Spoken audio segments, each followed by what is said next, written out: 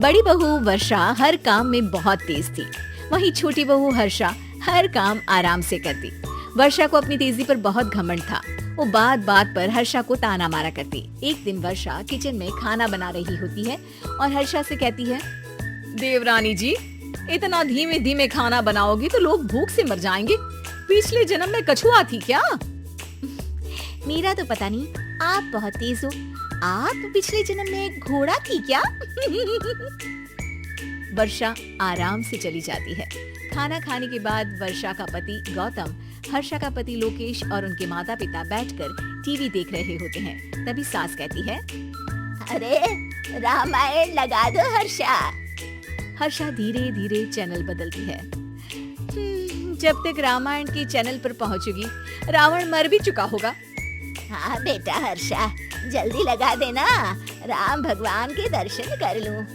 जी लगा तो रही हूँ। इतना स्लो? सासू माँ, इतने में तो अयोध्या जाके राम भगवान के दर्शन कराएंगी। सब वर्षा की बात पर हंसने लगते हैं। वर्षा हर्षा के हाथ से रिमोट लेकर रामायण लगा देती है। हर्षा बुरा नहीं मानती और वो भी हंसते हुए वहाँ से चली जाती है। एक दिन हर्षा खाना खा रही होती है, तभी वर्षा वहाँ आके कहती है, अरे कितना धीमे धीमे खा रही हो, इतने में तो शादी में 100 लोग खाना खा लेते।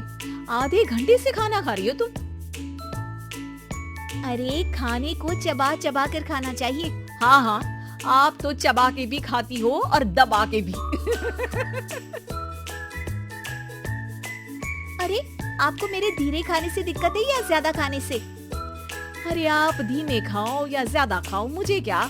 बस मैं ये कहने आई थी कि सुबह कुछ मेहमान आ रहे हैं, जल्दी उठ के खाना बना लेना, देर मत करना। साथ में बनाते हैं ना। तुम्हारे साथ बनाऊंगी तो स्पीड को 5वें गियर से पहले गियर पर ले आना पड़ेगा। अरे भाई, तुम्हारे साथ रहकर तो मेरी तेज रफ्तार पर भी असर पड़ेगा और मैं भी तुम्हारी तरह हौले हौले काम करने लगूंगी सब। ठीक है, मैं पराठे बना लूंगी और सब्जी बना लूंगी। आप चपाती बना लेना और दाल बना लेना। हाँ हाँ ठीक है, पर अलग अलग ही बनाएंगे।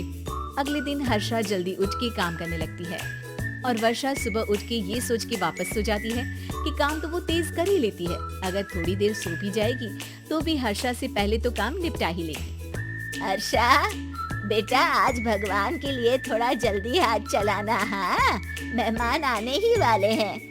जी हाँ माँ, आटा गूंद लिया है, आलू उबल रहे हैं, पराठे बनाने ही वाली हूँ, फिर सब्जी भी बना लूंगी। इतने में ही वर्षा वहाँ आ जाती है। माँ जी, मेरा तो आप टेंशन ही मत लो, अभी उठी हूँ, लेकिन देखना खाना फटाफट राजधानी एक्सप्रेस की स्पीड से बना दूंगी। इतने में ही मेहमान आ जाते हैं। आइए आइए आइए, खाना बन ही रहा है, चाय बनवा लेती हूँ पहले आपके लिए। सास किचन में आती है। वर्षा, वो लोग आ गए, चाय बना दे जल्दी से। हर्षा को नहीं बोल रही क्योंकि वो तो सुबह की चाय देने में शाम कर देगी। चाय बन भी चुकी है माँ जी। वर्षा तेज ही नहीं, सबसे तेज है। आप चलिए, मैं चाय लेकर आती हूँ। वर्षा मेहमानों के सामने चाय लेकर जाती है। ये हमारी बहू है वर्षा, तेज वर्षा कहते हैं इसको। हर काम में इतनी तेजी रखती है जैसे मिल्खा सिंह भाग रहा हो। अरे वाह वाह, फिर तो खाना भी जल्दी मिलेगा हमको। हाँ हाँ, आप चाय नाश्ता खत्म कर लेंगे, उसके पहले ही वर्षा जल्दी से स्वादिष्ट खाना भी लेकर आ जाएगी। वादा तो कर लिया जल्दी खाना देने का। आपकी चपाती भी नहीं बनी और दाल भी नहीं उबली। फिर भी तुमसे पहले काम खत्म हो जाएगा मेरा। तुम्हारी तरह नहीं हूँ, घड़ी की सबसे पतली सुई की जैसे धीमे धीमे धीमे काम करती हो तुम। बस वर्षा अपने तेज हाथों से दाल कुकर में चढ़ाती है और आटा निकाल के गूंथने लगती है।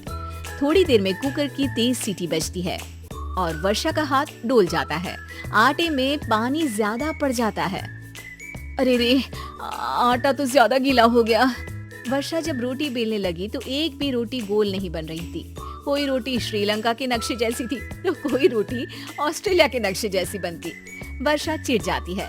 कुकर फिर से जोर से सीटी मारता है। सास बाहर से आवाज देती है, वर्षा बेटा, आज स्पीड थोड़ी कम लग रही है, टाइम और लगने वाला हो तो बता दो बेटा। वर्षा को ये बात सुनकर बहुत बुरा लगता है। वो सोचना भी नहीं चाहती थी कि कभी उसकी तेजी पर कोई सवाल उठेगा। वहीं हर्षा धीमे धीमे अपना काम करती रहती है।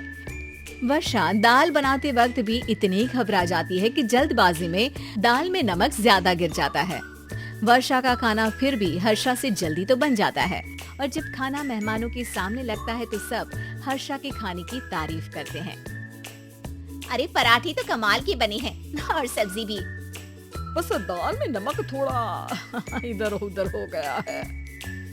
वर्षा को बहुत शर्म आती है और वो नीचे सर करके खड़ी रहती है। तभी हर्षा कहती है, वो ना मैं थोड़ी जल्दबाजी कर गई और नमक ज्यादा हो गया, पर पराठे तो वर्षा भाभी ने ही बनाए हैं, इसीलिए तो अच्छे बने हैं। वर्षा ने कभी नहीं सोचा था कि हर्षा के काम की इतनी तारीफ होगी, लेकिन वो उसका यश वर्षा को दे देगी।